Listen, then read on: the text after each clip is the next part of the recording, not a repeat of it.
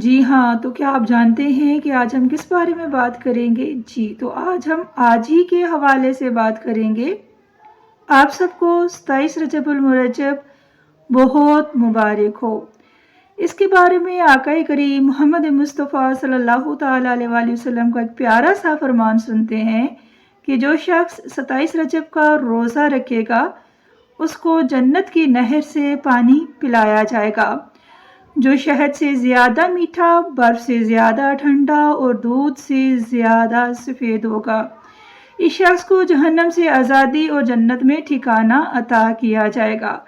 سب کو چاہیے کہ آج کی رات خوب دل لگا کر عبادت کیجیے، روزہ رکھیے، نوافل پڑھیے، استغفار کی کثرت کیجیے، آخری نبی خاتم النبیین صلی اللہ تعالیٰ علیہ وآلہ وسلم پر درود و سلام کے گجرے پیش کیجیے۔ آپ کی اپنی خیر خواہ باب القرآن اکیڈمی ہر دم آپ کے ساتھ۔